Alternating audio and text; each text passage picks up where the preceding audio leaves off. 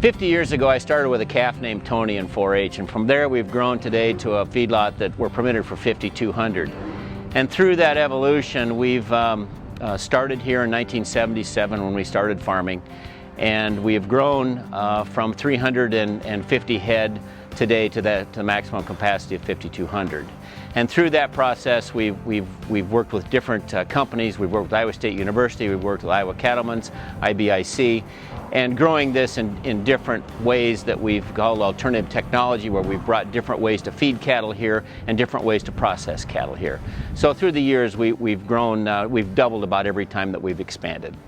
In Iowa, we get about 40 inches of rain a year, and so that's a very environmentally friendly thing on the crop side, but on the cattle side, when you have black dirt that's 6 feet deep, the cattle go clear to their belly. So we've experimented with the monoslope buildings, the deep bedded barns. There's other systems out there too, but we're trying to move our industry into covered sheds.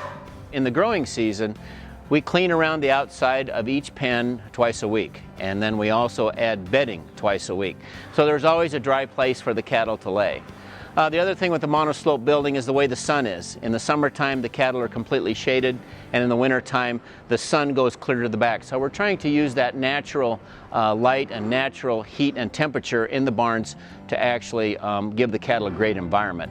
And then we also have curtains on the back, so when we do have a blizzard or we get those hard rain events, well, we can close those curtains. And then this year we've added fans to make sure that there's plenty of ventilation for those cattle when they're in these barns. For years now, we've basically had commercial corn, commercial soybeans, seed beans, and seed corn. We harvest that corn in the ear. It's taken to a plant and dried in the ear. And today we do that strictly for Monsanto in this county. Because of a new ethanol plant that's going here in Nevada, I've got a combine today that I can put the corn in the tank. I can get everything else that comes through the combine in a bale for a feedstuff. I go back and gather the stock for a cellulosic product, either for bedding or for ethanol, or we can work with ADM on a new process to rehydrate it and actually use calcium oxide to make it 60% digestible. It's getting more challenging every year to find employees that have the dedication and the work ethic that we're all looking for here. And when I look at the two young people here today, that doesn't come easy. And I want to make sure that they attend all those special classes. I want to make sure that they're certified in BQA. I've been very, very pleased and very, very impressed with the adoption rate of BQA practices here.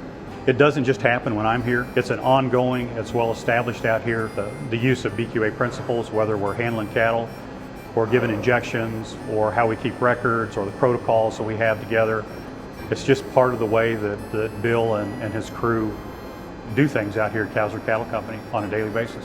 We work very closely with Iowa State University here to make sure that Dr. Terry can bring those kids out, to make sure that when they graduate, they have that well-rounded education.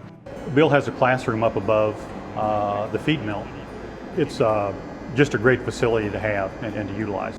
When we put the Learning Center in, we really had no idea it would become what it has become today, with the amount of people from not just across the country but from around the world that have come through and seen how we've implemented BQA in our operation. I know it's a cliche, but BQA doesn't take a day off out here. We have a responsibility here with these animals that's given to us. And we have to make sure that while they're here with us during that short period, that we're also not only environmentally friendly, but we're stewards of those animals.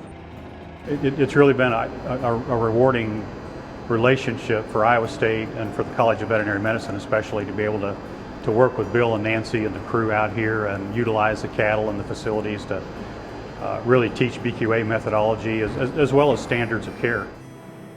It's a huge honor that our small feedlot here in the central of Iowa can represent the cattle industry for the next year.